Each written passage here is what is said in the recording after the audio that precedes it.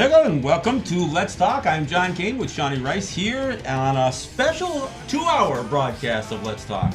It used to be 2 hours, and then we weren't 2 hours, and now today we're 2 hours again. So we're going to use the time and try to use it wisely. We've got our good friend Roxanne Dunbar-Ortiz joining us at the bottom of the hour, and she'll be with us for a half hour.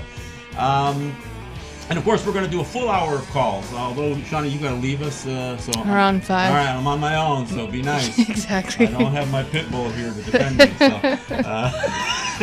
no, look, I understand that today we're going to offer a perspective to the Declaration of Independence, and I joke. I said I called myself a merciless Indian savage, but let me be clear, I am not a merciless Indian savage, nor is Shawnee. But we were called that. We were called that, and we are specifically called that in the Declaration of Independence. But let me give you another list of a few things that we've been called, and some contemporarily. We're ignorant savages. Ben Franklin is the one who used that expression, and I'll even read a little bit from his piece where he referred to us almost as a backhanded compliment, believe it or not. It's just the way things go. So ignorant savages, redskin, dirty redskin, filthy redskin. Prairie nigger, that's a good one. A red nigger, yes, we've been called that and are called it. We've been referred to as lice. In fact, the justification for killing our children was to say, well, nits make lice. That you may think that's a Nazi thing. No, that was Colonel Shivington, the one who was responsible for the Sand Creek Massacre, who coined that phrase long before Adolf Hitler. We've been referred to as vermin. In fact, our population was referred to as an infestation. So, and these are in newspapers. These are accounts that have been referred to by presidents, by by congressmen, by scholars, historians. So, we've been called lots of things. The word that I use is ongwe, and it just means a real human being. Which seems to sometimes be lacking in the world, not just today, but throughout history. So we are gonna go through the Declaration. I'm not gonna read it out. It's a short document, and if you haven't read it, and perhaps you have read it, perhaps you've heard it, but your eyes kind of gloss over, we're gonna wake your eyes get your eyes open a little bit on some of the language, because it is a document that is rife with hypocrisy. And we're gonna kind of go through it. In case you don't recall, the Declaration of Independence actually has 27 charges that Thomas Jefferson lodges against King George of England as the justification for war. Not just justification for declaring independence, but the justification for war. And when you listen to those 27 charges, it's just amazing that anybody could accuse England of this while they were doing and would do and ultimately would do in a fashion that's pretty incredible. All of the things that they claimed that was their justification for war. So we're going to go through some of that. It's interesting. Like I said, we are referred to as merciless Indian savages in the Declaration of Independence. That's actually the final charge that Jefferson lodges towards the King of England. He says that he has incited insurrection amongst the colonial population and has brought upon the inhabitants of the frontier the merciless Indian savages and we'll get into that, but that's one of the charges. Ignoring the fact that the colonists were inciting violence amongst themselves as well, and they were trying to get many Native people fighting on their side of their battle with Great Britain, and they may have done more to get the wrath of Native people against them because of their mistreatment. But we'll get into that a little bit. The thing I want to mention is last year, as people know, Facebook is kind of an incredible device in many ways. And last year, they actually had to ban some postings of the Declaration of Independence because the expression "merciless Indian savages" violated their community standards. The racial standards. Yeah. So people who had posted not just the full text, even portions and excerpts of the Declaration of Independence, they either got blocked themselves and sometimes got into what we call Facebook jail, or at very least had their post taken down.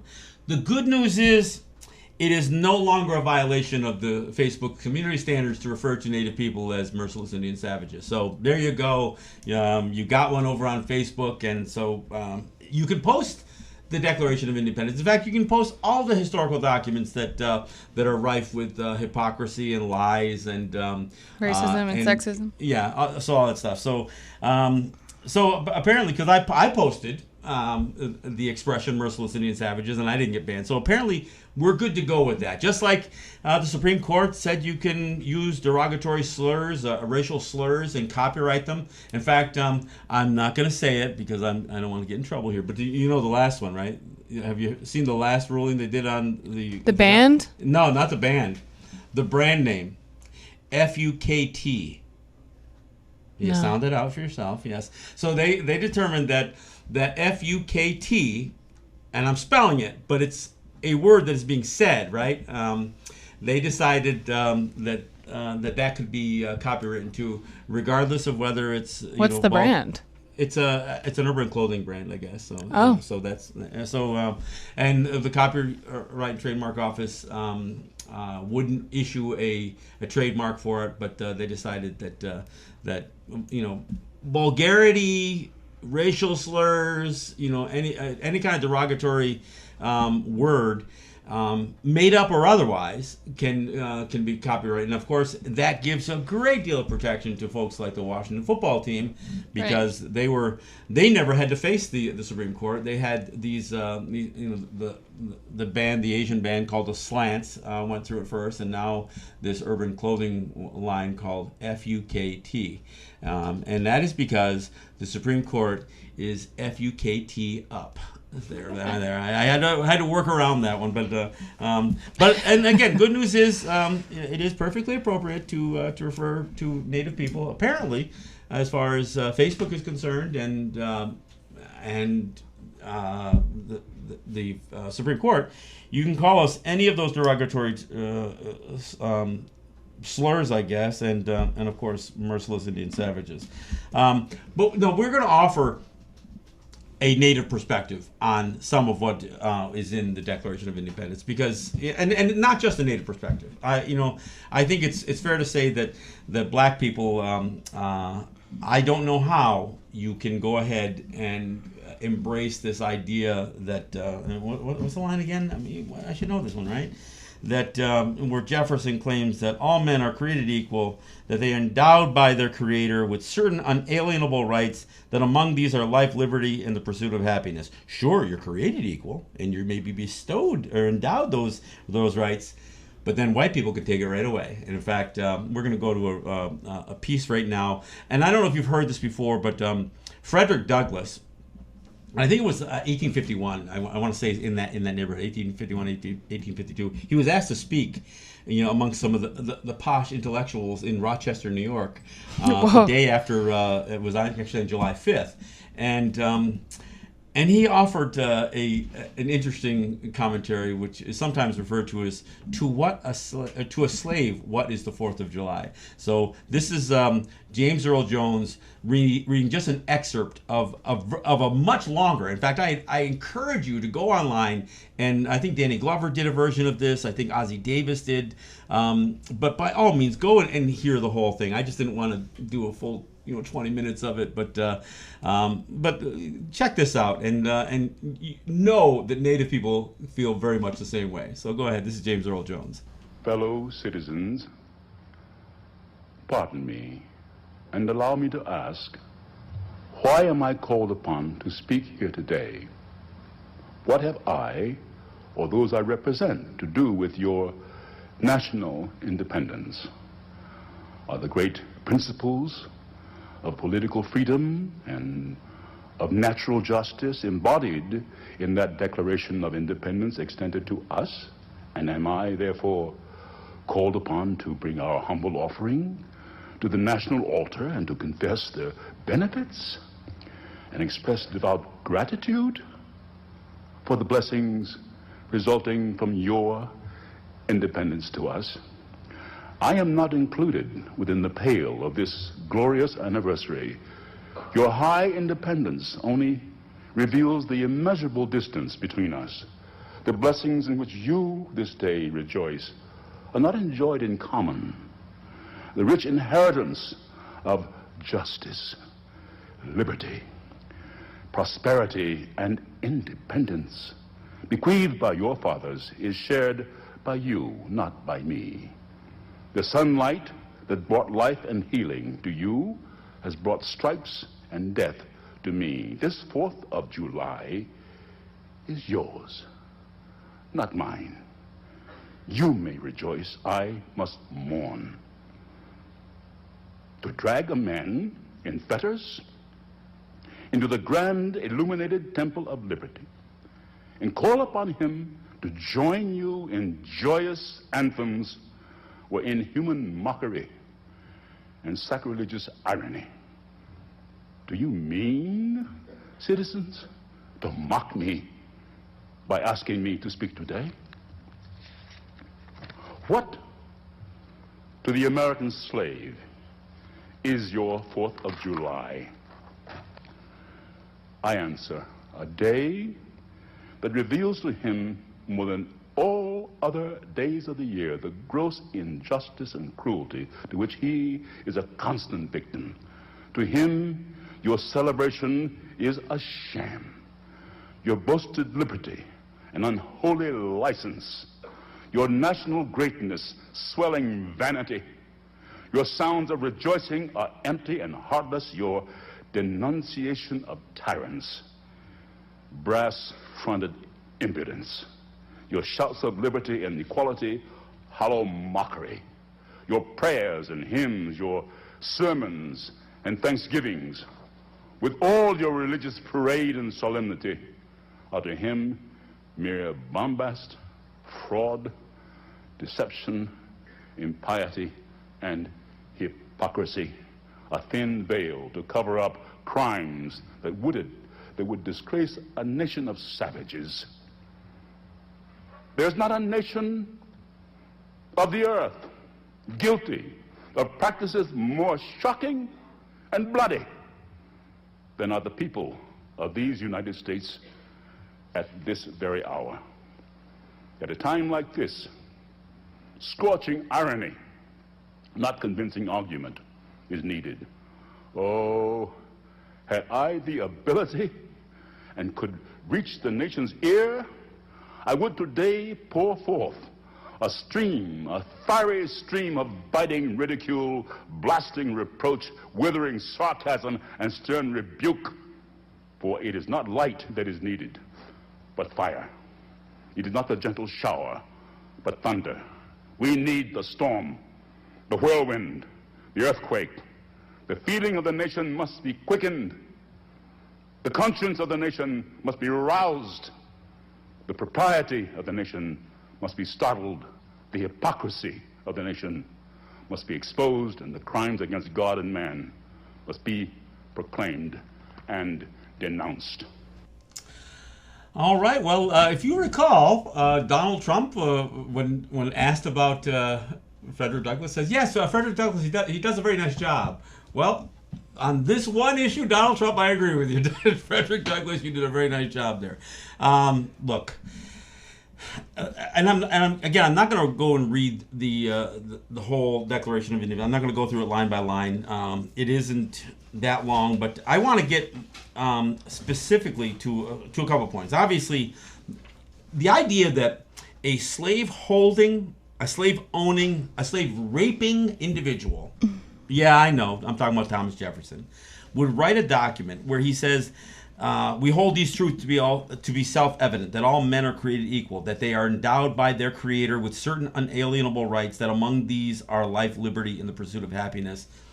That all by itself is just is plain absurd. I mean, think about it. This is a guy who had slaves. I mean, there's been, they've looked at his slave quarters. He was so diligent about how he kept his slaves. He knew exactly how much it cost to feed them and how he could break it down. He was almost like an OCD type of slaveholder. And of course, he also had sex and children with Sally Hemings, a slave. And his children were slaves. They were house slaves, but they were slaves nonetheless. And this is a guy who would write that all men are created equal, that they are endowed by their Creator with certain unalienable rights. Yeah, they may have been born equal. They may have been endowed by the Creator or by creation, as I would say, with certain unalienable rights. But white people sure managed to take away that equality. They managed to make those rights alienable, not unalienable. And again, he goes on and says, to secure these rights, governments are instituted among men, deriving their just powers from the consent of the governed. Well, I think we have to ask our question, how much consent does the United States rely on? How much consent does it rely on as they impose so much of their will? And as we go through some of the charges here, you're going to see the exact same thing that Jefferson and those who signed this document accused King George of, that they not only were guilty at the time, they were guilty prior to it, after it, and would continue to be right up until the modern time. One of the other lines from the early part of this declaration that I think is important, it says, accordingly, all experience hath shown that mankind are more disposed to suffer while evils are sufferable than to right themselves by abolishing the forms to which they are accustomed. You know, that's a line that I have to agree with. People will tolerate this. They'll not only tolerate and look the other way on racism and abuse and oppression. And I'm not just talking about Donald Trump, but I certainly am including him in this. So many will look the other way. Because they're accustomed to it. They'll deal with the pains of oppression, as you know. And you know what? When this line that says they'll deal with it until they can't deal with it anymore, that's not necessarily true, because it isn't pain and suffering that causes revolution. It's hope. It's an alternative. It's the idea that you can do something about it. Because otherwise, people will just die a slow death. They'll die like like frogs in a pot, right? They'll just stay there. They'll take it and they'll take it and they'll take it until it kills them. It's only once that frog realizes that they can get out of that pot that it'll leave. And it is only when there's hope and when there's an opportunity to correct the injustice that people will actually. And it isn't just that it isn't that they reach a breaking point. They only reach a breaking point when they see that there's a glimmer of opportunity to change something. All right, here's 27 charges that Jefferson lodged, and I'll run through them real fast. The first one says that he refused to assent to laws that are necessary for the public good. In other words, he refused to approve laws that are good for the people. Well, the United States does that all the time. Not just this. That's what the veto power is, right? That's the refusal to assent to laws that both houses, both parts of Congress have agreed to. That's what veto power is. So, all right. So, he has forbidden his governors to pass laws. Look, and by governors here, they're not talking about the governors as we know it today, state governors, but essentially the same thing. Look, there are case after case after case where the federal government has trampled on states' rights. So, in fact, that's one of these big battles that is always raging between the two. So that's number two. Number three, refuse to pass laws unless those unless people would relinquish the right of representation. Look, that happens all the time. It happens in contract law. I mean, think about some of the things that people have to sign where they have to agree to binding arbitration, or they have to relinquish their rights to using even the kind of skewed justice system that exists. That's something that is commonplace. Number four, he calls legislative bodies in places that are uncomfortable for people to travel to, or away from where public records. Look, people have had laws passed in dark rooms. Look, what is that? APAC. What's the name of that organization that? Alex. Oh, Alex, yeah, Alex, where they contrive all these laws in smoke-filled rooms. That happens all the time, and just because they don't become laws until they come out of those smoke-filled rooms, that's nothing unusual. He has dissolved the representative houses, repeatedly opposing them with firmness. for opposing with manly firmness to the invasions. Look, the United States has terminated native territories, native peoples, time and time again. So the idea that Jefferson is saying that the King of England had dissolved, what he thought were legitimate governments, well, you would do the same thing. You as president would do the same thing. I mean, so again, the hypocrisy is incredible. He has refused. Let me see. We'll skip number 6. It's just kind of convoluted. Number 7. This is a great one. He endeavored to prevent the population of these states for the purposes of obstructing the laws for naturalization of foreigners. So again, he has refused immigration, refusing to pass others to encourage their migration hither, and raising conditions of new appropriation of lands. So in case that isn't real clear, what Jefferson was accusing King George of was limiting the amount of people they would allow coming into the colonies. And the reason that Jefferson was so, and others were so opposed to it, and we're going to get into this a little bit, the real underlying issues here that causes revolution, is because they wanted to take more land from native people, and their justification was immigration. We have a growing population. They weren't growing their population, by just raping slaves. They were growing their population by bringing in more white people, and the King of England was putting some limitations on immigration. How crazy is that? When you think about today's world with the immigration debate. But that was one of the justifications for war. Let me see. We'll skip 8. Obstruction. More to do with justice. Oh yeah, he is number 7. He made judges dependent on his will alone. Well, that's the whole Supreme Court nomination system. So I mean, unless you can be convinced, and usually what you have to do to become a Supreme Court justice or one of these cabinet appointments, you got to go on Fox News and kiss Donald Trump's ass, and then that's your interview process for getting on the Supreme Court. Apparently, he has erected a multitude of new offices, created swarms of officers to harass our people. Yeah, we know that one too. Yeah, swarms of, and not just Native people. Black people are forever being oppressed by the police state that is disproportionately assigned to not only police people of color, but imprison people of color. I mean, any people of color, Muslims, trans folks, anybody. Yeah. He has kept among us in times of peace a standing army. Well, you look, in the beginning, even the early part of their independence, they were opposed to having a standing army. Now the United States spends more money on their military and their standing army. They have a standing army in 70 other countries, for crying out loud. So to listen to Thomas Jefferson saying, that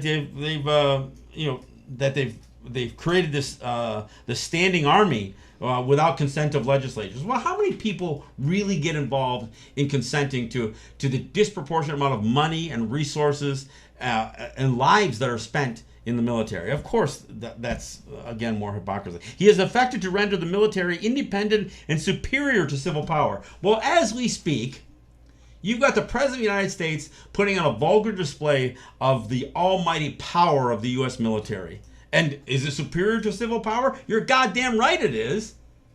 And in fact, the military is not bound by they may defend the Constitution, but they don't have to follow it. They can kill extrajudiciously. In fact, we'll get into that one. He has combined with others to subject foreign jurisdiction, giving assent to their acts of pretend legislation. Native people have been dealing with this for over 200 years. Not only have they, tried to impose their citizenship, but their jurisdiction, and again, pass laws as if they have as if we've ever given them the consent to do so. quartering large bodies of armed troops. Yeah, you hear that. That when people think about children, what they're told is that the reason the revolution was taxation without representation, and we'll get to that one, and the fact that so many homes were being forced to quarter soldiers of England. That wasn't even that didn't exist barely at all. So that's not even much of a true statement. For protecting them by mock trial from punishment for any murders. Well, that's what happens with the police and the military today, every day. The only police officer who has been convicted of murder was a black police officer because he killed a white person. There hasn't been a white police officer convicted of murder. Well, maybe one. And I don't know that it was murder. I think it was manslaughter. Was that the woman? No, the woman was the black officer who killed the woman from Australia, and that was in Minnesota. But there was, I think, one officer may have been convicted of, as I recall. But these are mock trials, and certainly the military, when they commit these crimes of murder against people in any place in the world, they never get a conviction. I mean, so whether you're talking about the Amway guy there, Prince, Eric Prince, the guy who has this individual mercenary Blackwater or something like it's called. They never get convicted of murdering people. They do it all the time. Let's see. For depriving us of the benefit of a trial by jury. Trust me, Native people never have a trial by a jury of our peers. Never. It's never happened. For transporting beyond the seas to be tried for pretend offenses. We are transported out of our territories every single time they try to impose their jurisdiction. They may not take us overseas, but there is an interesting component to that. The next one, where he talks about abolishing the free system of English laws in neighboring provinces to establish arbitrary government. This is like the extrajudicial stuff. This is like the what do they call it? A rendition, extrajudicial rendition, or where they take people to another country so they can do the things so they can be unbound by the Constitution, so they can do it in like Guantanamo Bay, for instance. That the United States is still doing the idea of creating these little havens where they can torture people, imprison people, and totally violate any constitutional rights they would have. They've done that all the time. In that way, they can, again, introduce the same absolute rule. They can bind people to their absolute rule by creating these little provinces of of absolute rule. Taking away our charters and let's see. And altering our forms of government. Look, Native people, that's all that's happened to us. Suspending our legislatures and declaring themselves invested with the power to legislate for us in all cases whatsoever. That is what they call the plenary powers doctrine, where based on 3 times were mentioned in the Constitution of the United States, Supreme Courts have somehow determined that Congress has absolute power. That Congress has absolute power over Native people. And of course it's not true. Even Clarence Thomas questions this idea of plenary powers doctrine. I mean, and again, to bring it up clearly, we're mentioned 3 times in the U.S. Constitution. Once we're mentioned in the apportionment of taxes and representations, where we're referred to as Indians not taxed. And in that mention, we're saying we are not to be considered as people counted for the apportionment of taxes or representation. So we are outside the Constitution. The other place is in the treaty clause, where the executive, the President of the United States, can negotiate treaties with foreign nations and with Native peoples, while we're being treated as outside the Constitution there. And of course, the Commerce Clause, which is the one they really try to stick with, is where it says Congress shall have the power to regulate commerce in and among several states, with foreign nations, and with Indian tribes. That's with Indian tribes, not of Indian tribes. Clearly, none of those mentions in the Constitution lay the groundwork for Congress or anybody else to have plenary powers over Native people. We're at the bottom of the hour, but let me run through this before we go to break and we get Roxanne on. Let me see. plundered our seas, ravaged our coasts, burnt our towns, and destroyed the lives of our people. Well, that's why we call the first president of the United States and everyone since then run the Gaius. It refers to them as town destroyers because that's exactly what they've done to Native people. And if you look at the condition of the pollution and the contamination amongst the land, the seas, the rivers. I mean, I come down the Hudson River and look, it looks nice on the top side, but I dare you to dig up any of the PCBs that have been dumped in that river. I mean, part of the biggest battle against the Williams pipeline is not just the idea of the pipeline; it's that you're going to churn up so much of the contamination that lies in beneath the water that you will again exacerbate that contamination. 25. Let me see. I got to get to the last one. This is the 27th one. He has excited domestic insurrection among us and endeavored to bring on the inhabitants of our frontier the merciless Indian savages whose known rule of warfare is an undistinguished destruction of all ages, sexes, and conditions.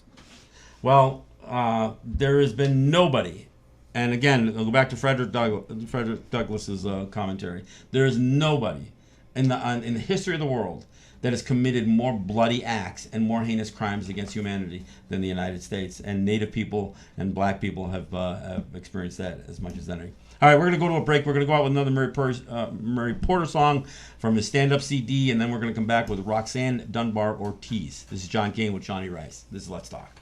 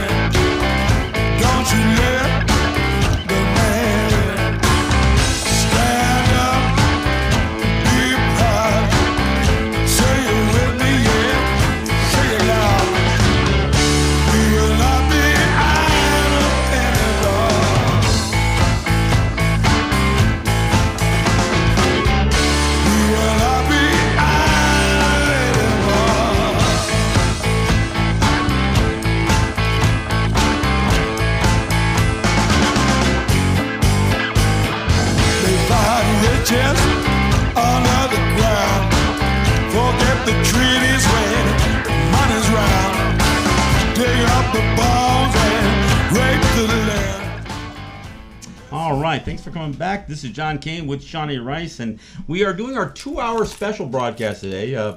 We had some space open up so we could extend our 1-hour talkback show to a full 2 hours. So our second hour, we will do a full hour of talkback. Although Shawnee has to leave, I'll fend those calls myself. But for this next half hour, we've got Roxanne Dunbar Ortiz. She is the author of An Indigenous People's History of the United States. All real Indians died off, and 20 other myths about Native Americans, and her book on the Second Amendment, Loaded. And many others. But those are the three that come to mind. Roxanne, I want to thank you so much for joining Shawnee and I again. It's great to have you back on the program.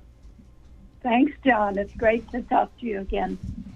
Well, I want to get right to you on this thing. Obviously, I just went through most of the 27 charges that Jefferson makes against the the King of England as his justification and rationale for war and independence.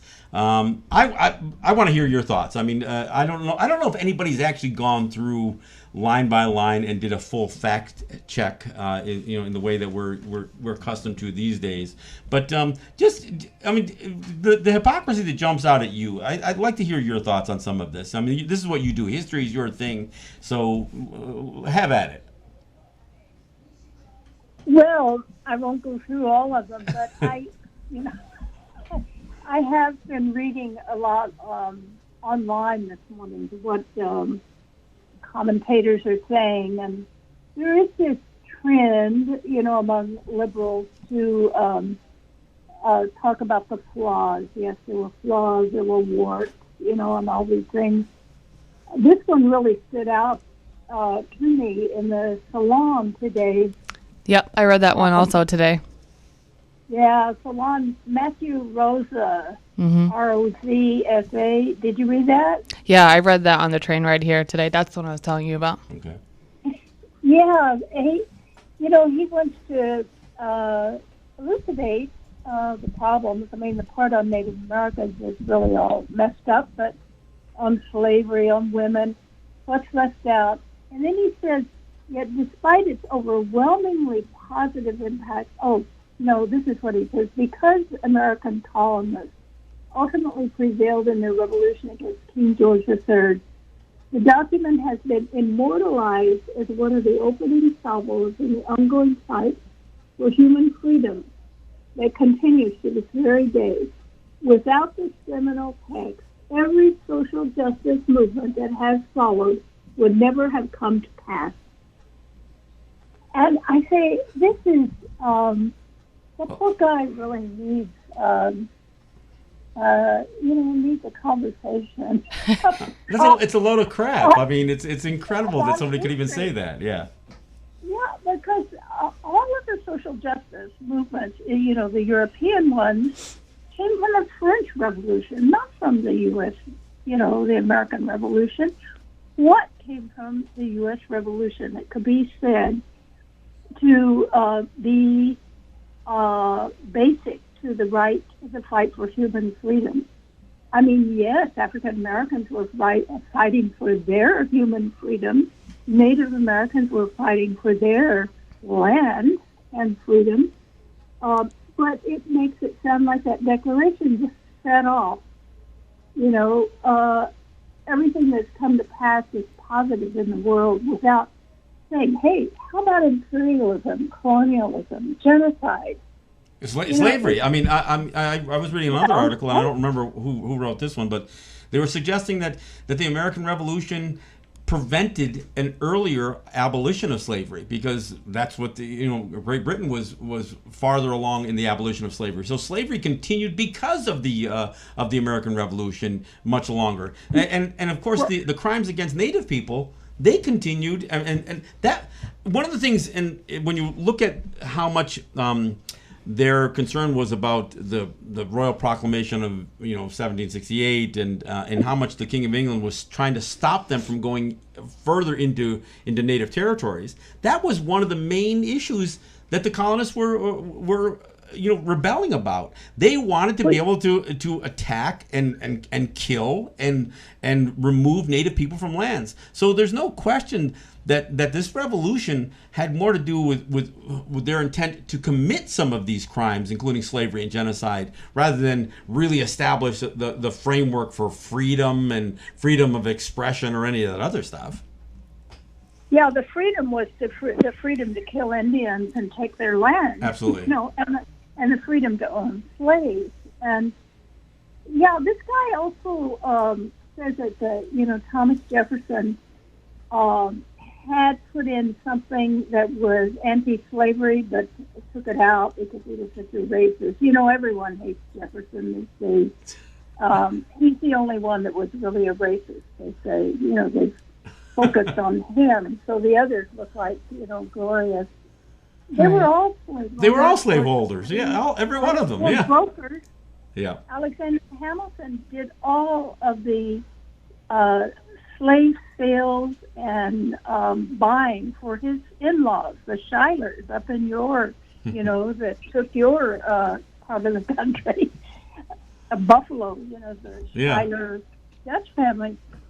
And they were huge slave traders. That's how they made their fortune. And he was their accountant.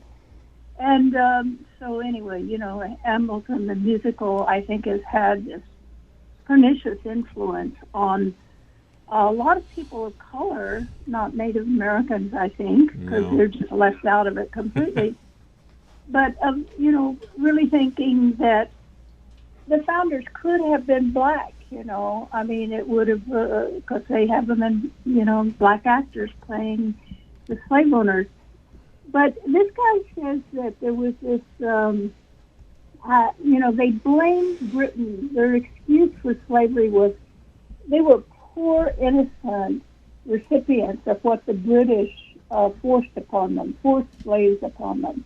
Well, they're the ones that were the British. They were the British buying slaves. The British didn't force them. They were the British owners of the slaves who bought them, So they tried to Americanize, say it was already a nation somehow fighting Britain from the very beginning. It's such a twist, and yet we buy it. This is what is taught to our children every day. And of course, slaves are black men who could attempt to participate in the Revolutionary War.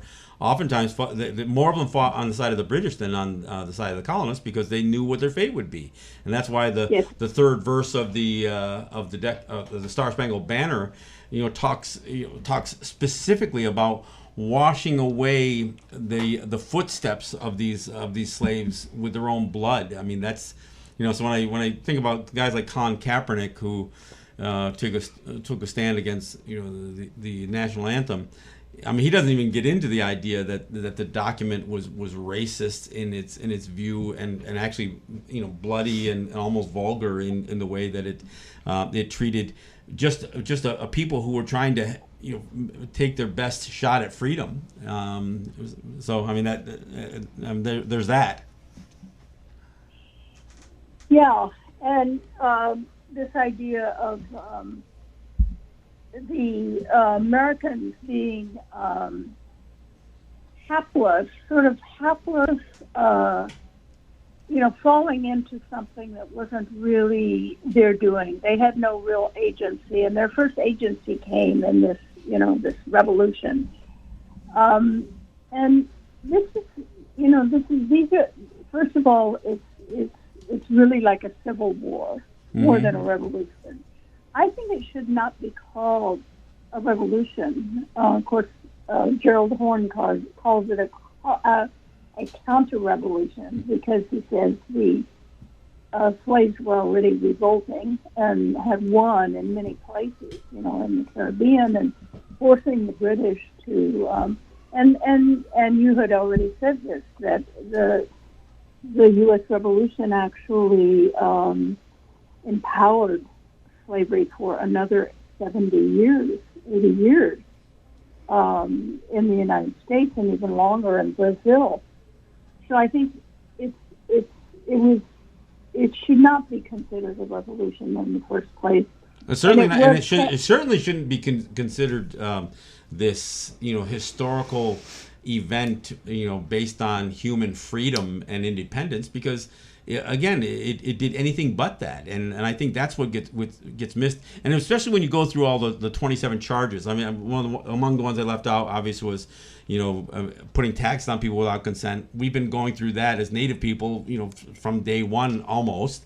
The idea that he accused the King of England cutting off trade. These were British. This was a British colony, so clearly the king was going to control the trade. But that's exactly what the colonists did right from the start. Was to begin to stop the trade that Native people were having, not only our foreign trade, because there was trade. The Cherokee were trading in large quantities with Haiti and some of these other Caribbean islands. But we're still fighting the federal government every single day and state governments on our ability to do native to native trade. So when I see something, when I see a charge of, interfering with trade, who does that? Who does that more than the United States does? Yeah, right.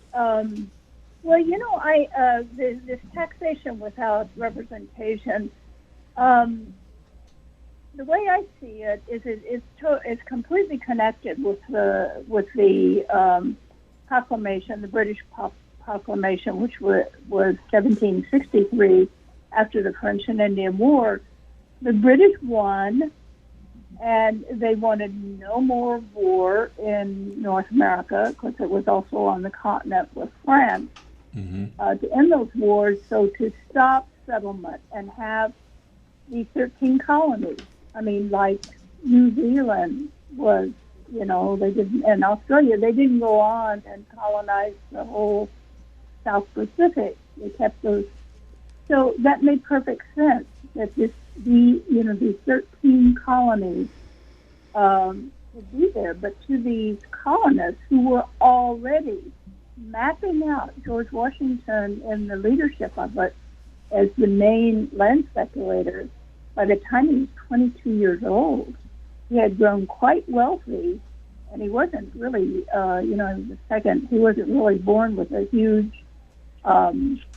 fortune. But he had become one of the wealthiest of the landowners in all of the colonies through land speculation. And what that really meant was going over the Appalachians into the territory of the Shawnee and others, in the Northwest.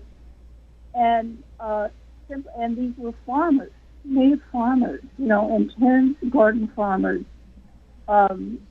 appropriating their land, driving them out into the periphery, taking that and coming back and selling it illegally because it had not been indemnified by the British. And they had a huge stake. They were holding all of this illegal territory in their hands, buying and selling it. They had a huge financial stake in breaking with Britain. And what the British did with the proclamation is that the colonists themselves were to bear the burden of policing the Appalachian, the ridge, that proclamation be carried out. And they wouldn't do it because they were violating it. Yeah, they were violating it. Well, so and even beyond the land speculation for sale, it also should be noted that the double dealing that the colonists were making with their own people to say they were offering these huge tracts of land that were native lands for what would be payment for these people to their officers, I guess, the officer class of their what would be their Revolutionary Guard. I guess I got to call them that. That's what they were offering. They were offering lands that they were going to take from native territory. So there was all this land speculation, selling land that they were stealing, but there was also the promise of land for people who would they could say, look at how wealthy we've gotten because of this. If you stand with us against Great Britain, you're going to have vast amounts of land to expand your own wealth. But the Stamp Act is always portrayed as just an arbitrary thing of taxing them, but those taxes were to pay for the guarding of the border, maintaining the proclamation. And they make the complaint that they were billeting soldiers, that they were several of those complaints. Most of them were related to the proclamation. And I don't know why, historians have, U.S. historians have, until very recently, some of them have changed. Like Jeffrey Elsler wrote a fantastic book on the Northwest Ordinance, which is the very first ordinance the Continental Congress passed that later became part of the Constitution 10 years later when the Constitution was formed, mapping out how to take the Shawnee land and the land of the Haudenosaunee, to take all of that land that they had no authority whatsoever to take, but they mapped it out in actual maps, how to do that and how to divide it up into land plots. The first time in human history, even under the worst regimes ever divided land up in rectangular plots, that could be to paper to buy and sell and I think to ignore the fact that the Revolutionary War, that one of the major impetuses for that, was the fact that the colonists wanted to take more native land. I mean, that's like saying that the Civil War wasn't about slavery. I mean, right? Exactly. I mean, it is such a travesty for historians today to try to cite these usurpations and abuses of King George, rather than really painting the real picture for what the greed and the powerful of the American aristocracy, what they wanted. They wanted to take more land, and I mean they weren't really that concerned about freedoms. Most of the complaints about the King of England had to do with the fact that he was trying to hold them to task for some of the things that they were violating in terms of creating a more insecure, borders and making it more costly and that kind of stuff. Now, don't get me wrong. King George had no intention to do anything but subjugate native people. But if you look at the history, it didn't take a revolution for Canada to become an independent state. I mean, this was about the greed of Jefferson and company, because they saw an opportunity to make a bunch of money and they wanted to do it in their lifetime. Yeah, I've always said, the settler colonialism in New Zealand, Australia, and Canada is just as vicious as it is in the United States. But the difference is, in the United States, becoming an independent militaristic nation from the very beginning, it set out to control the world, and of course, completely overwhelmed the size of whatever the British Empire ever was. And the others did not, and they're still under the Commonwealth. So at least the Native people have some wiggle room in negotiating in the Commonwealth. The Queen is their head of state, not the Canadian government, but in the U.S. they don't have that. It's utter control by a vicious settler state, in which there's no possibility of negotiating with it or having any kind of, other than when the United Nations, we began using the United Nations, any kind of authority, and that's been so weakened by U.S. imperialism, it's practically useless. So it's, it's a really, I don't think there are any indigenous people in the world that have the complete are under such complete and utter control.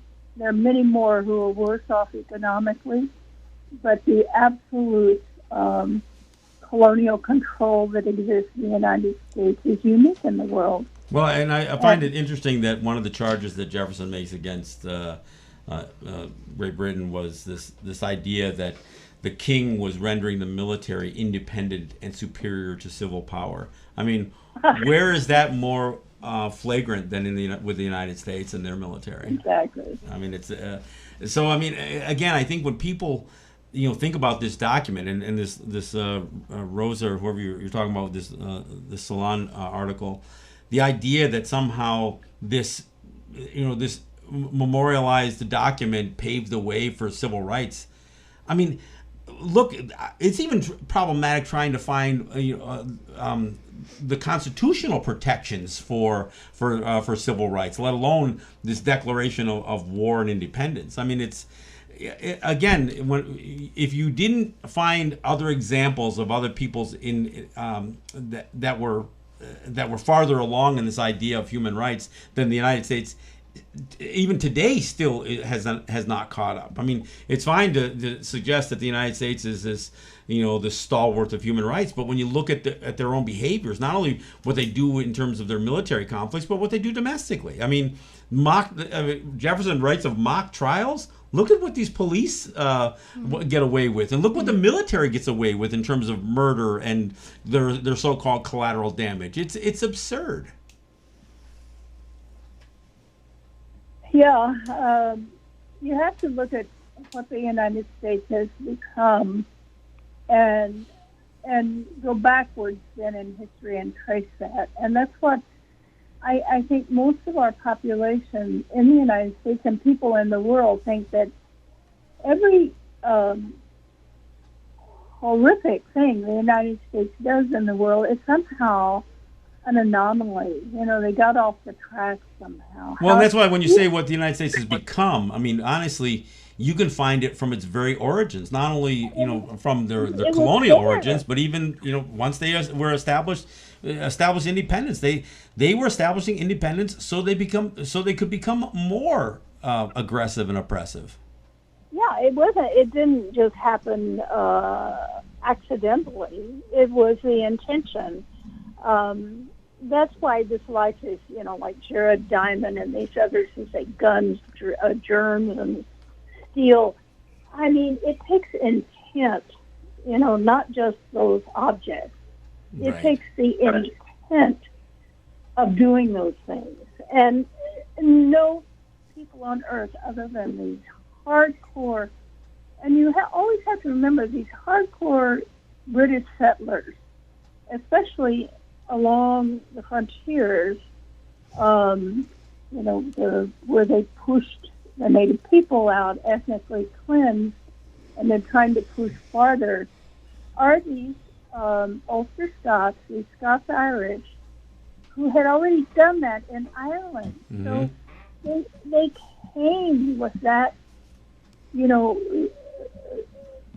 as that, to play that role, literally, as continuing it. Well, and it actually became easier when you could look at somebody and say, look at their skin color, and then be able to create the other even more distinctly because of perhaps some physical attributes. I mean, and so that whole idea of oppressing other human beings became much easier when they could do it based on their perception of race.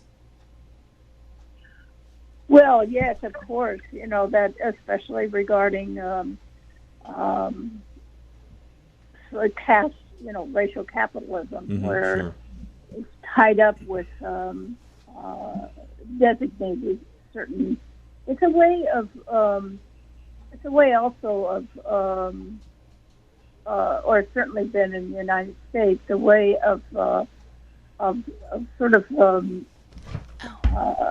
destroying any kind of class consciousness, of wealth, so that you have everyone fighting for the wealth, for the to get a piece of land, to get a piece of property, to get a company, to get a jackpot or something, and then there's classes of people that are simply kept down and kept out of that lottery. Right.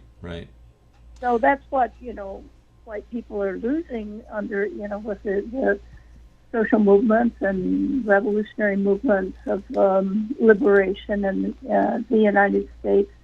They feel a sense of loss of that being at the top of the lottery. Yeah, when white privilege disappears, I mean, there are very specific benefits to that, and obviously when you're talking about equity and you're talking about kind of more equity, whether it's income or social rights and that kind of stuff. Oftentimes, the biggest problem that I have with white privilege is that it comes at the expense of others, and the only way to mitigate that is understanding that white people are going to lose something, and that becomes very unpalatable to that, not just to the ruling class, but to those that the ruling class caters to and panders to, and that's why you have 64 million people who are not going to benefit from a Trump presidency, but turn around and voted for him anyway. Yeah, I have to go in a minute, but I wanted to mention, I'm sure you've already talked about this or thought about it, this role of Donald Trump now.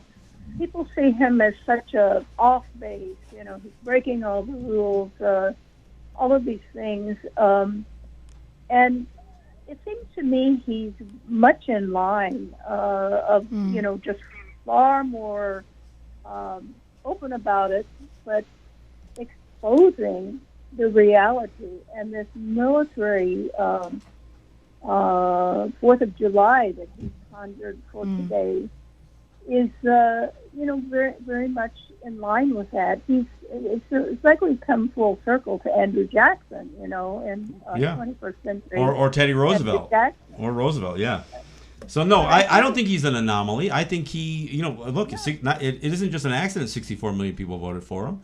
I mean, I think he represents a significant part of the ideology that, especially the white ideology that, that not only came as colonists, but that would, fight to enrich themselves through the declaration that was signed on this day so many years ago. Roxanne, before you go, are any projects that you're involved in, or anything that we should expect coming down the pike?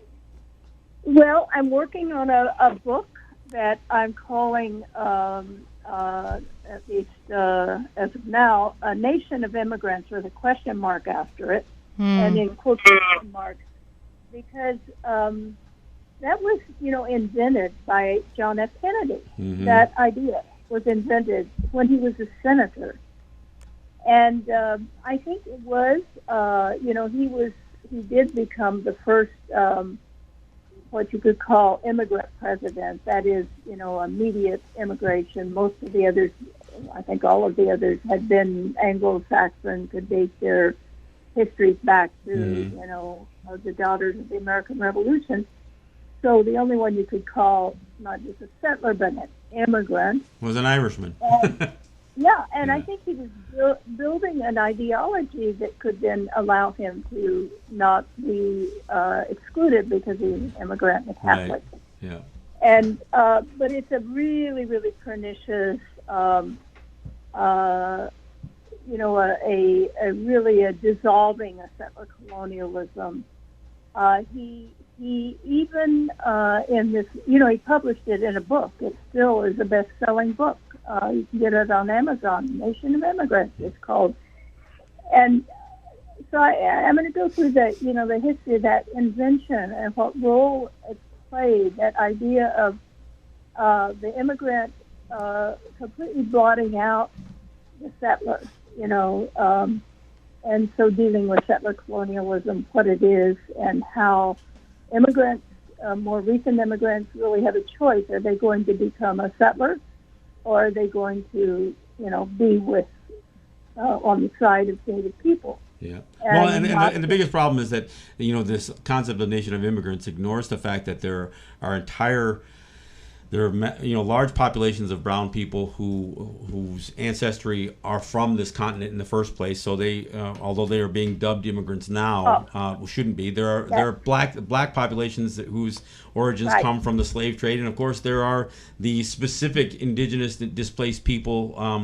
Not only the ones who are part of a migratory pattern, that we see today, but so many of us that have been displaced, and we aren't included in that whole idea, this concept of a nation of immigrants. Roxanne, I want to thank you so much for joining me. I know you got to go, and we're gonna take a break. We're gonna go to some callers. I want to thank you for joining me. I look forward to having you on again. Let me know when you're in New York and you can join us in studio. Yeah, I'm coming in September. I'll tell you about it. All right, we'll set something up. Okay. All right. Great.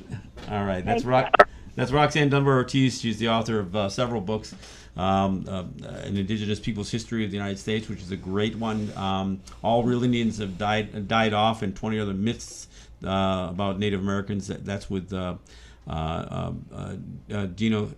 Gilio Whitaker, and of course her book Loaded on the Second Amendment. I thank her for joining us. Look, we are going to go off on another Murray Porter song. When we come back, we're going to go to your call. So the number is 212-209-2877. That's the number to be a part of the show and weigh in on what your thoughts are on the Declaration of Independence, on the 4th of July, and on us dubbed as merciless Indian savages. This is John Kane with Shawnee Rice. And Shawnee, you're going to be leaving us? Yeah. All right. So, Good thanks for sitting in. Thank you. And I'm ready for your calls after this break. This is John Kane with Shawnee Rice. Thanks.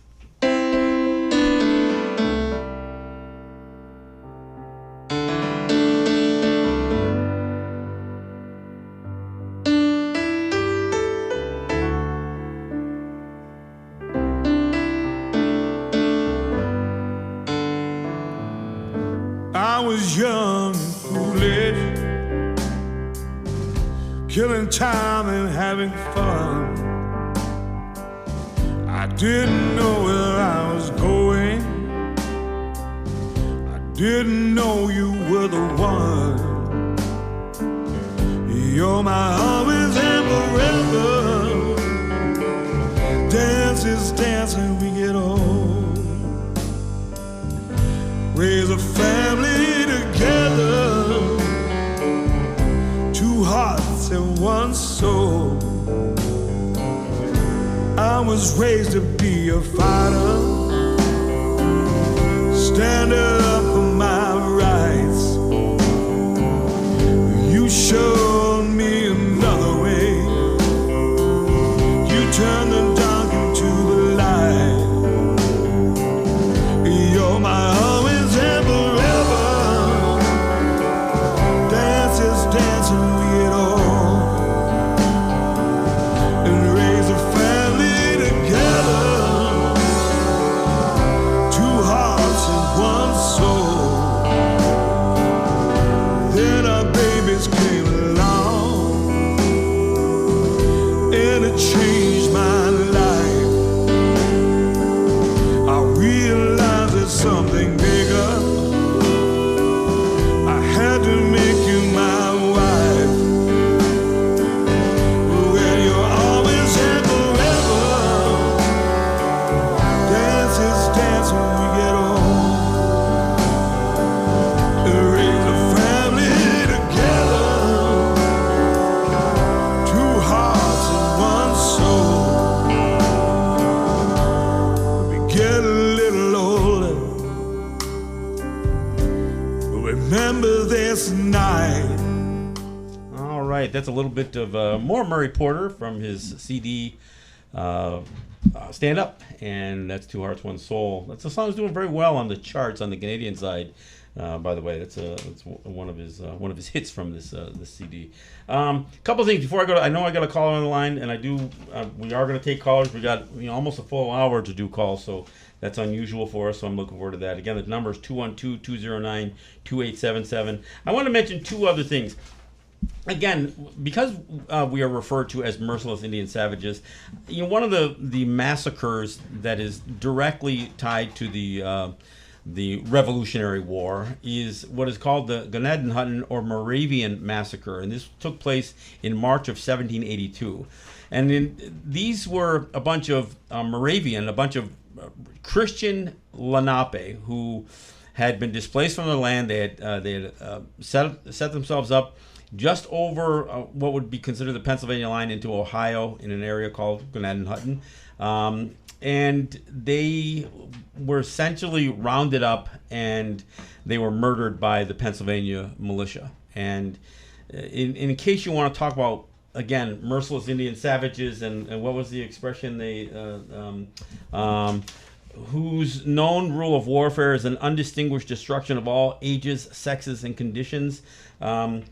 In case you're wondering who was murdered at this massacre, it was 28 men, 29 women, and 39 children. They were bound and they were struck upon the head with mallets, and then they were scalped. And then their corpses were burnt in two buildings of their own buildings from their own village. Two Indian boys, one of whom was scalped, survived to tell about the massacre. But yeah, there was almost 100 people that were killed. And they weren't on the side of the British. These were non-violent. They were non-engaged. But this militia voted that they should die. They should be put to death, including women and children. And this is these are the ones who would, again, be fighting for this based on this Declaration of Independence that referred to Native people as merciless Indian savages. One other piece that I want to read, in case you're unfamiliar with this. This is from Ben Franklin in the prior to the Revolutionary War, and this is to give you the sense of condescendence. And even kind of like the backhanded compliment, but this is Ben Franklin. He said it would be a very strange thing if 6 nations, and that he means the Haudenosaunee, if 6 nations of ignorant savages should be capable of forming a scheme for such a union and be able to execute it in such a manner as that it has subsisted for ages and appears indissoluble, and yet that a like union should be impracticable for 10 or a dozen English colonies, to whom it is more necessary and must be more advantageous, and who cannot be supposed to want an equal understanding of their interests. I mean, there's an example of Ben Franklin referring to Native people who had formed a confederacy, who had formed a union that these British colonies were incapable of doing. And again, how could ignorant savages do it when white men, when British men, who had far much more to gain, as he puts it, the condescendence it goes beyond the tone of my voice. You can't read it any other way. But I wanted to get to that. All right, so now we're going to go to your calls. Look, and we'll take them all. And I look forward to having this kind of engagement and to be able to do it for almost a full hour. So, all right, caller, you're up first. What's your name and where are you calling from? Hey, dude, how you doing? Charlie I'm fine. Here. Hey, Charlie. Hey, listen, I'm with you. I've been progressive for many years, and I've been doing it for so long. You know what gets good about getting older is you stop letting your emotions override things. You start thinking. You really see things objectively, sure, and logically once you get older. What I want to say is, it's important not to drown in our own grief. I'm Italian American, and even the Southern Italians had it hard. I mean, the largest lynching in America was 11 Italian Americans, and I think in New Orleans. In fact, some blacks actually took part in that. And what I'm bringing out that's a lynching, but I don't want to ignore the fact that 38 Dakota were hung. I'm not here. Okay, I'm not here to say. Yeah, all right, well. But what I want to say is basically, it's important not to be overwhelmed in our grief. Because we have to see the world objectively. You were talking about slavery before. Unfortunately, slavery was a part of life for mankind for thousands of years. I mean, when you had that agrarian feudalistic system or even the hunter-gathering system, slavery is part of life. No. Look. It was slavery. Let me finish what I'm saying. But you always go through the same thing, and you try to justify. You try to justify slavery. Well, be quick then, because you always try to get to the same point somehow that the time made it okay. Native Americans had slaves. It didn't make them all bad. No, they didn't. They didn't pick up slavery until it was human sacrifice.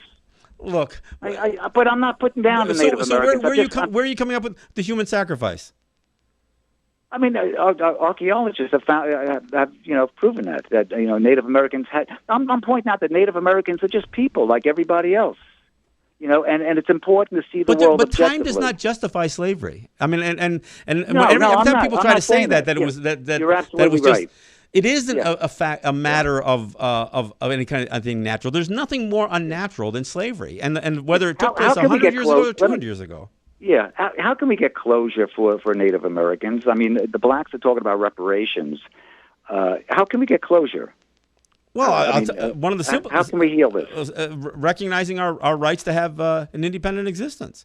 I mean, I've said that. This is you don't have them right now. Oh, absolutely not. Absolutely. I've got one of the sponsors of my show back home is facing a $1.3 million fine simply because he was transporting as a native tobacco wholesaler transporting a native product from one native territory to another, New York State has. This isn't just a tax. This is a fine. We are battling every single day. Whether this happened recently in a Supreme Court ruling, where actually Neil Gorsuch, one of Donald Trump's appointees, was a swing vote in a Yakima case where the state of Washington was trying to impose a punitive fine against a fuel wholesaler, a Yakima fuel wholesaler who was distributing fuel from one retailer to another. Okay, but would a white person, would a European person also be fined by for doing that?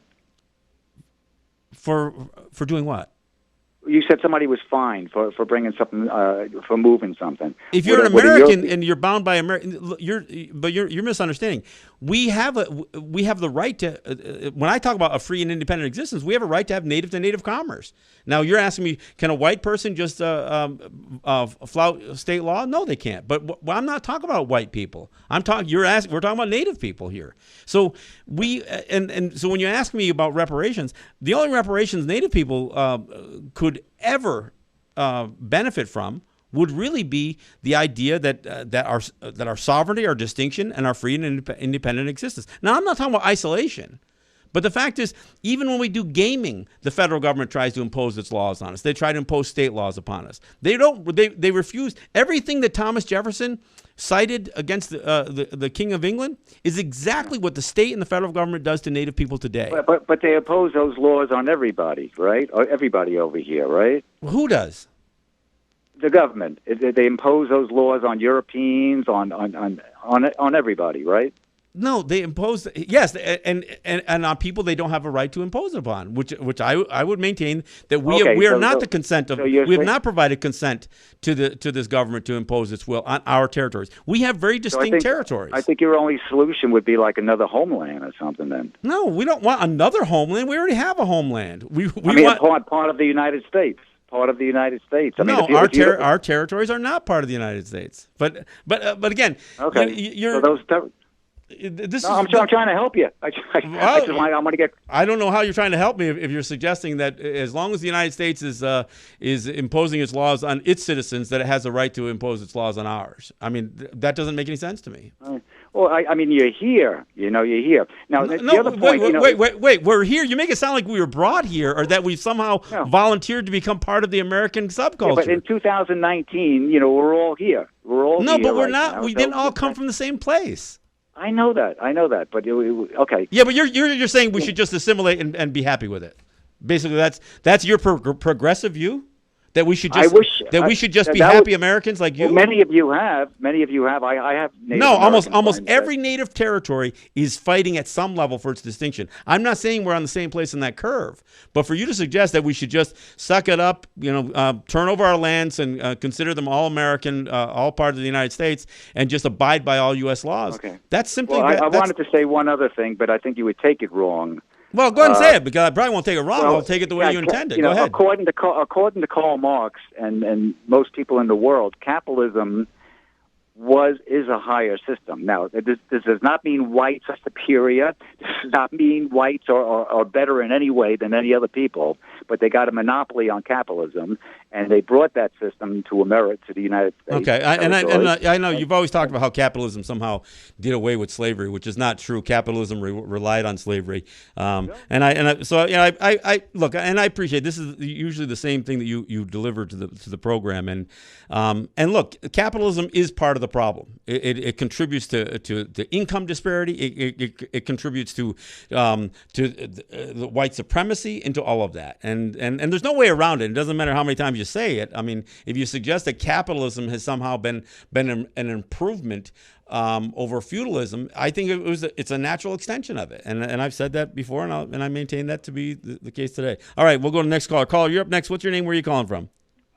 Yes, my name is James Muhammad. Hey, James, thanks for calling. Yeah, how you doing, sir? Fine, thank you. Yeah, I'm just calling to let you know, first of all, when you spoke on the Star Spangled Banner, a lot of our people don't know where that came from. That came from like a barroom type activity with white people, of course, British or whatever you want to call them, but they were cutthroats, prostitutes, thieves, and murderers. That's why what you said about Thomas Jefferson getting to beef with the Queen of England, because the Queen of England back in the day got rid of George Washington, who was like the king, thief, murderer, pimp, whatever you want to call him. She got rid of him and sent him over here. And they, continued their wickedness over here. This is why it's a waste of time to talk with guys like you just got off the phone. I'm a black man. I'm not prejudiced. But right is right and wrong is wrong. We all know that. Yeah, anytime I hear somebody start telling me that you have to accept that slavery was some sort of natural manifestation of humankind, it's just crazy. We have to understand the mindset of individuals. It's not the skin color; it's the mindset. So anytime you have Jews getting reparations, Japanese getting reparations, and Indians and black people not getting their just due, that should tell you something of the mind state of the people who want to keep you in a form of mental slavery, spiritual slavery, and hopefully to get you back into physical slavery. That's all I want to say. I don't want to talk too much. Thank you for your time. I'll listen to you on the radio. Thank you very much. All right. Thank you very much. Thanks for calling. I appreciate it. Again, the number is 212-209-2877. That's the number to call to be a part of the show. Weigh in. Give me your thoughts, your concerns, your criticisms, and we'll go from there. All right, caller, you're up next. What's your name? Where are you calling from? Hello? Yes. Oh, my name is Mitch. I'm calling from Brooklyn. Hey, Mitch. Thanks for calling. All right. About the Constitution, all men are created equal, endowed by the same Creator. I've been told that that's been plagiarized by the so-called founding fathers from the Iroquois Indians, native people, when they came in contact with them and saw how they were treating their people, all as equals. Well, and I don't know if plagiarizing is the right word, but there's no question that within our culture, we talked about not necessarily the creator in terms of it being a male deity, but we talked about that all people were by virtue of creation, were endowed with certain rights to live and to be happy. So that was a concept that clearly Native people, the Haudenosaunee, the Six Nations espoused. But you have to understand, what part of the thing that these guys also had to do in terms of making their case for war and independence was to suggest that they weren't them anymore, that these were no longer British men, that these were no longer Englishmen. These were men who were now a part of a land that had a custom, and they don't actually say it, but when they use words like that, you notice they didn't say God. They say that all men are created equal and bestowed by their Creator. That is a concept that came from the Haudenosaunee. This idea that if creation created it, then it has a right to exist, and that was so. You're right, and I wouldn't call it plagiarized because this was a concept that we tried to share. We weren't trying to say, plagiarism makes it sound like it was stolen or appropriated or taken from. It was stolen because these guys knew nothing about anybody being equal. They were slave owners, they were rapists, and they were thieves. Well, it's not just that it was stolen. The fact is that they didn't believe it. They used it in word only, so they used these words, but then couldn't. It's like Martin Luther King said. He had a dream that one day the nation would live up to its creed, because the creed is the words. The creed isn't the beliefs. It isn't what and that's the problem the United States has. It has never lived up to the very words that they've put in their Declaration of Independence or their U.S. Constitution. They only put them in there as words so that it sounds good, but then they continue on with their racist ways. So, Mitch, I appreciate it. Any other thought? All right, thank you. Okay, all right, thank you. That's Mitch from Brooklyn. Thanks for that call. I appreciate it. And it's true. There are concepts that are woven into not so much the Declaration of Independence, other than that line, but into the U.S. Constitution. And people sometimes refer to our Hayawenta Belt, our Guyana Lagoa, the great, like people call the Great Law of Peace. It doesn't really translate to that, but there was a bit done by the Smithsonian that used to put up that belt, that wampum belt, said this is the original draft of the U.S. Constitution, and there is influences there. Unfortunately, they didn't include things like real equality. They didn't include anything like women's rights or so many other things that were a part of our culture.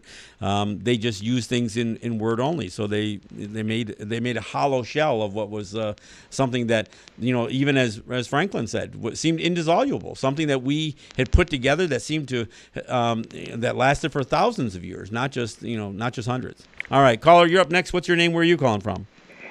Hello, it's Tom from the Bronx here. Hey, Tom, thanks for calling. Yes, I'd like to say that these are all sad stories for sure, and there's always bad people running around the world. That's all I could say in that regard. But anyway, a portion of your program today should perhaps, I'm only guessing, you know what I mean,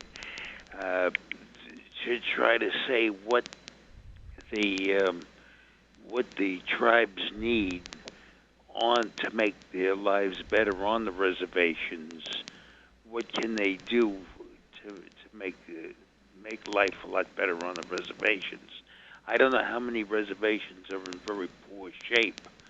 Are some in better shape than others? Oh, sure. Some, depending on the remoteness, the isolation, where some people who are driven to, some places are significantly more impoverished than others. Some of them, I live on the Cattaraugus territory of the Seneca Nation, but even there, even with gaming being a bit of a boon for them, there's still 30% of the people who live on the Seneca Nation territory live below the poverty rate. So, anytime people talk about things like... what kind of housing do they have there? Well, the problem is we can't go to a bank and borrow money to build a house. Let me finish. So, for many years, most of what you would see on housing was ramshackle, or it might have been modular homes or mobile homes, something that was on an axle, because you can go to an Owl Homes and get a loan to buy something as long as they can hook up a truck and pull it out if you don't make your payments.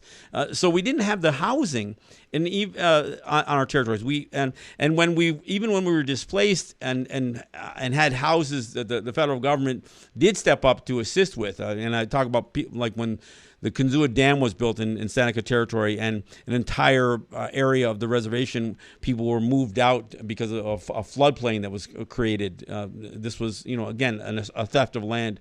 They built them these crappy little houses that within a very short period of time were infested with mold, and they were substandard housing. So, so we only recently, as like for the Seneca Nation, because they have developed some level of affluence with gaming, they've been able to upgrade their housing standards. But when you take away somebody's subsistence and you take away all elements of their economy and you put them in remote places, you're clearly not going to have the resources for homes. So for health, we have the lowest life expectancy, we have the highest poverty rate, the highest unemployment rate, the highest teen pregnancy and substance abuse rate, we have the highest suicide rate. We have all of these things, and that was because it was policy driven. It's not because we are an inferior people. It's because the United States created the conditions that we're living in. So when you ask that question, I go back to the first caller. We need the United States to remove itself from our ability to grow. Look, if we weren't didn't have state and federal governments impeding us from conducting commerce, even our remote territories, because the world has become a bit of a smaller place, you can create even retail and service industries because of the ability to deliver product. Look at Amazon, for instance. So, if we had less intervention and less impediments put in front of us by the state and federal government, we would be better off. So, do I think that the state and the federal governments have some obligations? Sure. Part of the reason the United States has the vast lands that it has were because of promises that were made that were never kept. And oftentimes they were, even as lands were ceded, it would be decades, if not generations, before the United States would actually pay up. So in the meantime, you've created these conditions for abject poverty. So I think the biggest thing that we need is for the federal government to remove its regulatory authority, to remove its oppressive laws from our territory, and recognize that we have the right and the distinction to be a free and independent people. I like to say this too, though. The Union in South Africa, they had townships, and the townships had, believe it or not,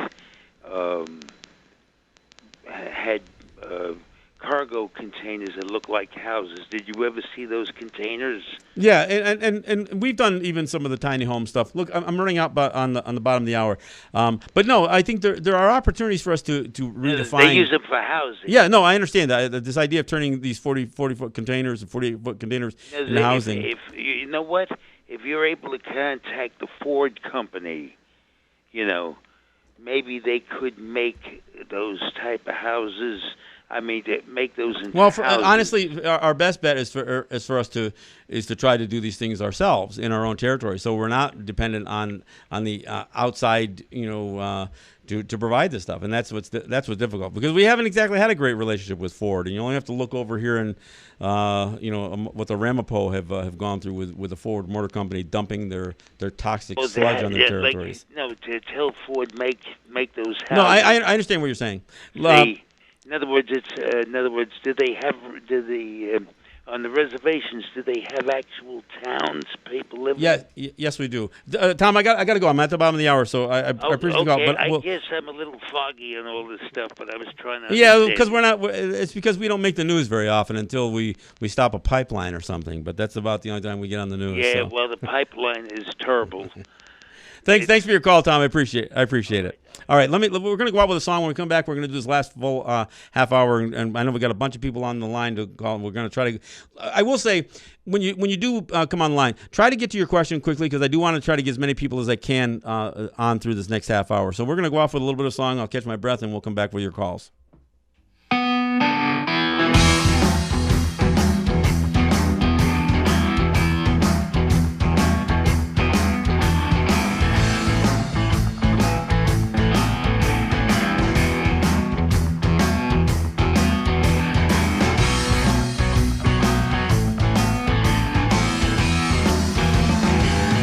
Highway 16, where did our sisters go?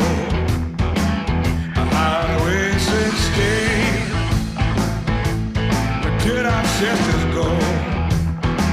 Seems like nobody cares, nobody knows. Well, mothers and daughters, fathers and sons, brothers and sisters, we've all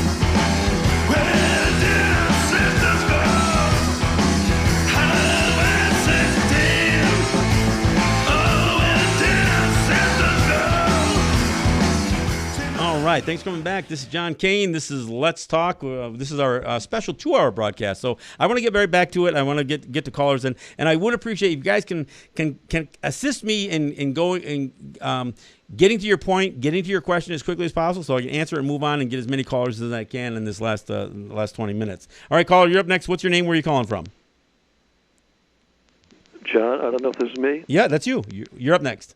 Thank you, because the volume did not change. I couldn't tell. All right. One of the previous callers who kept interrupting you when you tried to respond to his comments seems to me not experienced white man's guilt, which I did profoundly when reading the history books in elementary school and in high school. And I think it's a lack of intelligence and just compassion for a white person to not have experienced white man's guilt, reading about the history of how we treated the Native Americans and how we instituted slavery. Well, and I think going beyond just the idea of feeling guilt or shame, it's what can we do to get people to change their position on something. So when we have a conversation about trying to preserve the integrity of our lands because of a pipeline or trying to conduct some level of commerce to sustain our distinct communities, that it's not just met with this oblivious nature. Well, why aren't you just Americans like everybody else? I mean, and you're right. So that's what we get confronted with, or we get confronted with the other thing is, well, yeah, I know a lot of bad things happened way back then, but they're ignoring the fact that we are still experiencing. But when we talk about missing and murdered Indigenous women, and the fact that it is being regarded as genocide, the reason the idea of this abuse of our women is considered genocide is because that the system supports it. The federal government on the U.S. side, the federal government on the Canadian side, they don't just turn a blind eye. They are complicit in the fact that we have women, girls, even young men and boys that become victims. Because if you don't prosecute, if you don't hold your own people accountable, there's already laws in the books that should prevent this stuff. But when somebody specifically murders somebody and you don't care enough, the system doesn't provide enough attention to pursue charges or any kind of enforcement or hold your own people accountable, then it becomes a systemic problem. And it's not just a rash of arbitrary murders or violence against women or whatever else. It becomes something that is a part of the program, and that's stuff that's happening today. I'm not just talking about Sand Creek Massacre or the Moravian Massacre or washing away the bloody footsteps of of slaves with their own blood. I'm talking about stuff that's happening today. So look, I appreciate the call. That's you make a good point. And while this isn't just about trying to make people feel guilty, it's trying to get people to understand this is why we have the conditions we have today, because there is no Make America Great Again. Because the history, going right back to the hypocrisy of the Declaration of Independence, shows what the intentions were. All right, caller, you're up next. What's your name? Where you? Oh, I'm sorry. Did you have another note? Yes, if I could add one more thing, please. Yeah, go ahead.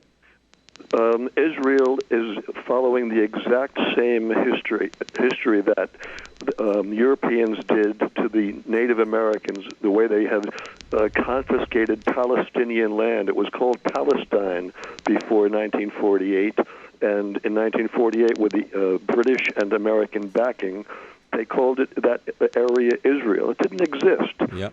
No, I agree. Eric Garner, more recently, the entire world saw, and you said it was systemic the way we treat people. Mock trials. That's what Jefferson complained about. Mock trials back in 1776, and if that wasn't a mock trial against that police officer, then what was?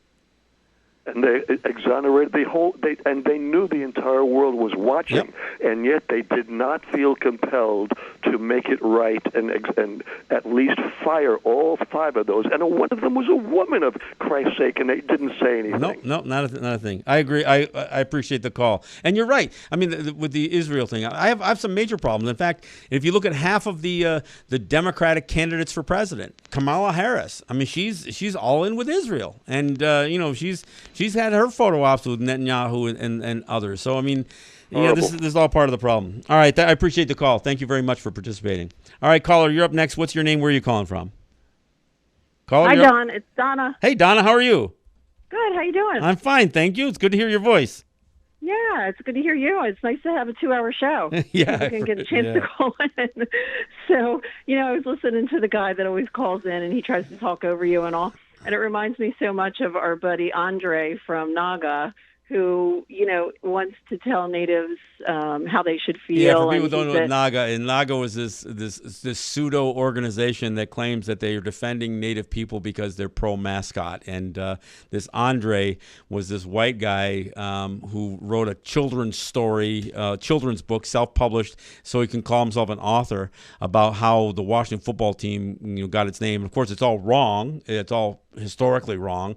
But this Andre finally got booted out of the organization that he was the executive director of, because he decided, I'm going to call myself a Native person now. I think I have, 1/32nd Native blood in me somehow, so I'm going to hereby call myself. And that was even too much for the other morons that are a part of his organization, so they gave him the boots.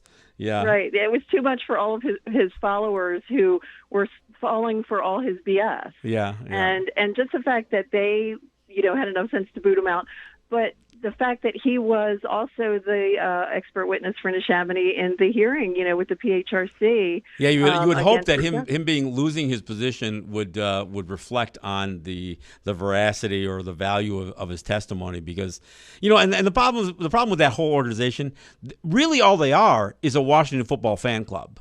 I mean, that's really all they are. I mean, and they're all very pro that NFL team, and then they try to step up and try to help defend a bunch of white people who want to continue to have their racist slurs for mascots, and that's what this Andre tried to do, and so many of the others that are part of that organization. Right. But it is kind of funny watching them collapse from within inside. That's kind of funny. Yeah, and we've been watching it unfold, watching them grow. But what they've done, like you said, they started out as Washington football team fans, and they had their own little groups, and then they came together. Somebody had a brainstorm, let's pretend to be a native rights organization, and then we'll look like we're legit.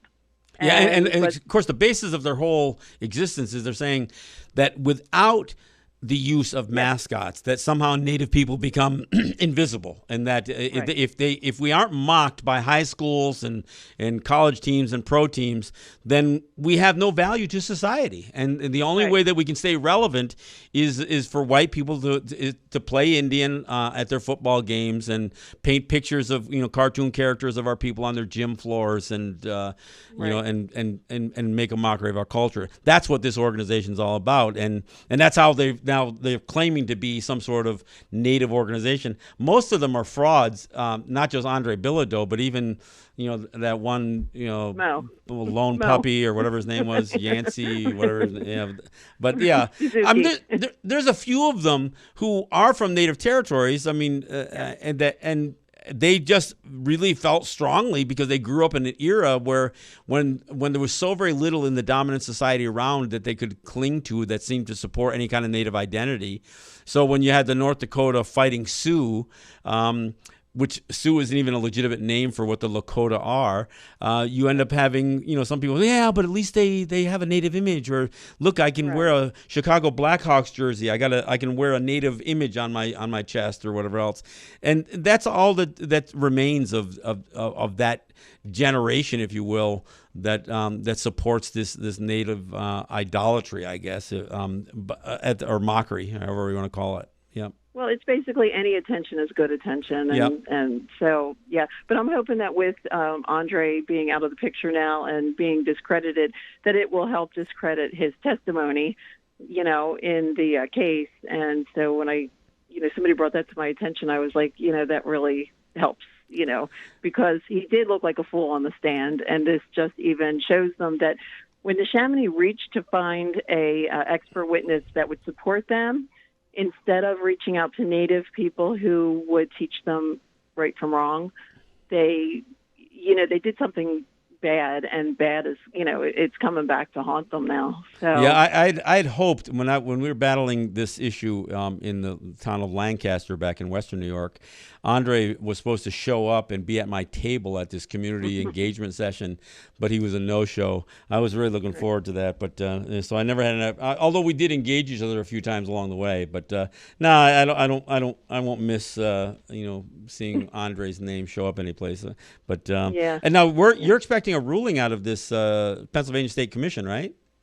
Yeah, well, they meet the fourth Monday of every month, so we're hoping that this, the fourth Monday of this month is when they will actually rule. Because I did call last month, and I was told that they were looking at the paperwork at the time, and that they weren't ready to make a ruling yet. So they were pretty sure that it would be in July. So his demise came at a good time. Yeah. Well, let's hope for the best, I guess. Yeah. All right. Yep. Well, thank you so much. I'm so happy. I wish you would get the 2-hour show back all the time. Yeah. Well, you need to contact the station and let them know. I think I miss that, missed not having the 2 hours too. So, but right. I do have my Merciless Indian Savage shirt on today. All right. So good deal. Good deal. Well, have mercy. All right, Donna, thanks for calling. I really appreciate it. That's Donna from Langhorne, Pennsylvania. All right, caller, you're up next. What's your name? Where are you calling from? You're up next, caller. Who is it? Hello. Yes. Okay, yes. I'm trying to. First, let me commend you. You're putting on a great show. I'm learning a lot. But it occurs to me that there's really two issues. I think Tom from the Bronx tried to touch on it. One is you need outside help, and it has to be some type of industry. That's why he was talking about the motor company. And it's not going to happen alone. You cannot accomplish this alone, being restricted to the reservations. And I'm thinking in terms of, like you mentioned about, in terms of land and development, you can't get a bank loan. Well, what's wrong with the Bank of China? In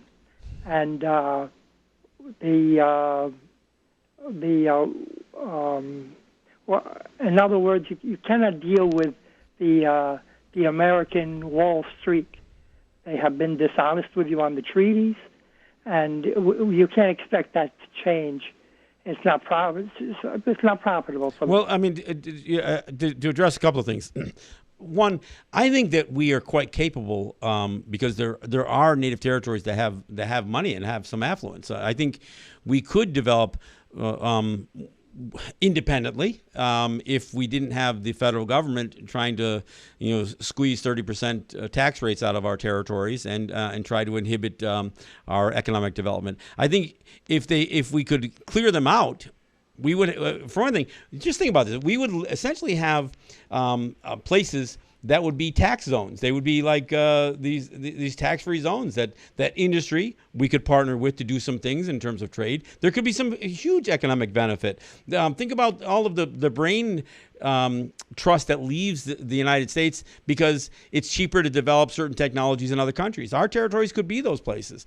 But part of the problem is the federal government's oppression on our territories and when you mentioned about using perhaps foreign countries to help facilitate some of our development, the United States, again, I look at this Declaration of Independence and I see Thomas Jefferson saying that the King of England was cutting off trade with other parts of the world. Well, the United States prohibits us from doing so many things. They will use the weight of the United States to stop someplace like China from doing something with their territories. When you say the weight, wait a second. Is that we have to go back to what was the treaty? What is the treaty? How does it read? I don't know. No. I got that's one thing I got to educate people on.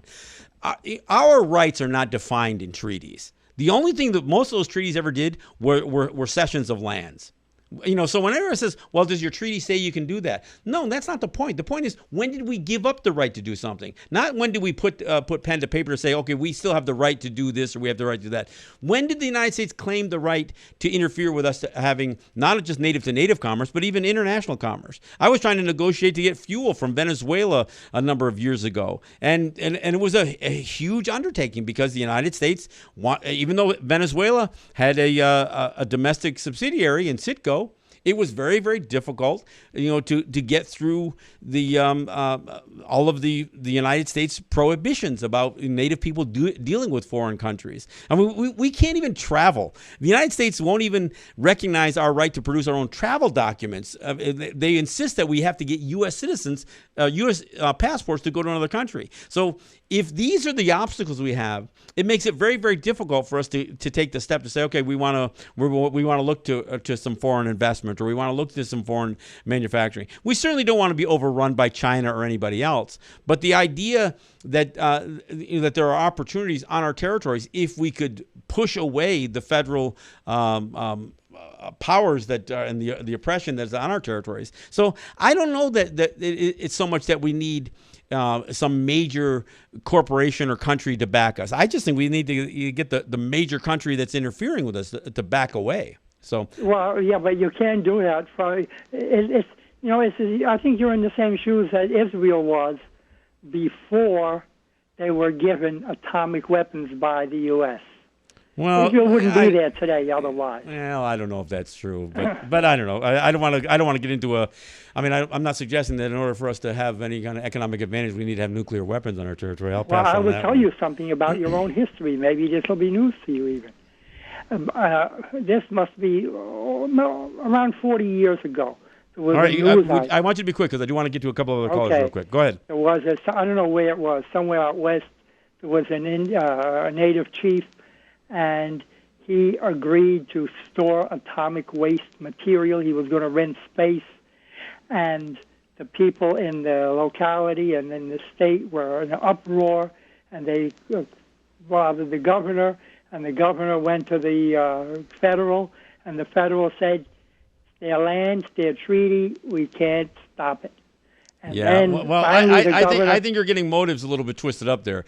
There's no way that a native person said, please send us your nuclear waste. I'm sure there was effort by the federal government to put nuclear weapons or nuclear waste on our territories, just like they've dumped Agent Orange in places like San Carlos Apache and other areas. And the fact that the states would have protested, it was only if they had their own population that was somewhere near. Look, our territories have been targeted for waste sites for years, and even when you talk about things like the pipeline, the Dakota Access Pipeline, the reason they ran it where they ran it was because they felt like they had less human. We were considered a sacrifice zone because it was only a native population. They moved it far enough away from where white people lived that they figured, well, if anything went wrong, it would have the least impact. So we get placed in these sacrifice zones. Look, I do want to get to another call, and we're almost out of time. So I do appreciate the call. I'm not asking for a handout here. We're asking mostly for the federal government to back away. But, all right, caller, you're probably our last caller. So, caller, you're up next. You're up last. Thanks for calling. This is Let's Talk. What's your name? Where are you calling from? Hi, John. It's Rose from Flemington, New Jersey. Hey, Rose. Thanks for calling. There's something that, and I just tuned in a little while ago. I hope you didn't miss this, about setting up addresses so that you can have the right to vote. From what I understand, in the territories, you don't have a standard address system. So when I'm sure Chris Kobach went to work on you as well as everybody else, of throwing you off the voting rolls. Yeah, but we represent such a small population. We don't impact anybody's election anyway. I'm not a big fan of Native people voting. As my feeling is, if we live on a Native territory, we shouldn't be voting in the U.S. elections or the state elections. We aren't a large enough population to impact those elections anyway. And the whole idea that they're trying to suggest that we need to have their version of a standardized address to be on their voting rolls, I take a different position on that. I think it's wrong for Native people to run in U.S. elections. I think it's wrong for Native people to vote in U.S. elections. I think if you live in New York City and you're Native, then by all means. But if you live on a Native territory, because here's the thing, if you register to vote as a Native person What you're saying is your land is in one of their congressional districts. You are basically voluntarily assimilating to their system. So what you're saying is that your land is a part of a congressional district or a legislative district. So you're making the argument that the very place that you live is no longer native land, it's U.S. land. And that's not the position that many people have. So, and again, even the few Native people who've made it into Congress, Deborah Hall and Sharice David, white people voted them in. I mean, the Native vote didn't get those folks in. And when a Native person, Paulette Jordan, tried to run for the governor of Idaho, as a Democrat in a state that is the seventh whitest state in the United States, she wasn't going to win. I mean, look, and she ran for office 10 days before the election. She cut off her long dark hair, dyed it blonde, and did some photo ops because she thought she had to get the white people to vote for. And you know what? It didn't help. She still didn't get enough white votes. We don't impact any legislative district. Think about even when Heidi Heitkamp.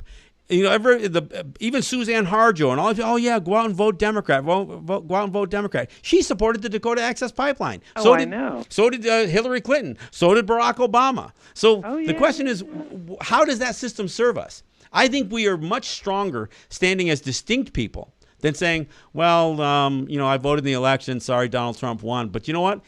If you voted for Hillary Clinton, you still voted for you participated in the process that yielded Donald Trump. So, I know people say, well, if you don't vote, you don't have a say. Well, I don't know. I don't claim Donald Trump, and I sure as hell wouldn't have claimed Hillary Clinton either. So, I won't say that I won't endorse. I will say that there are certain candidates that I support more than others. But go ahead.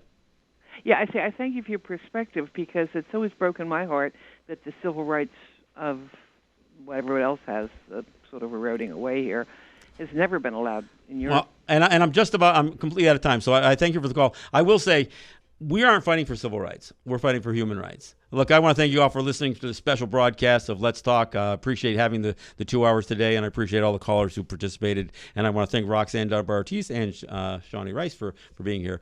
Thanks. This is John Kane. This is Let's Talk, and we'll be back next week at our regular time. Only an hour. Sorry. We'll be back next week. Yahweh.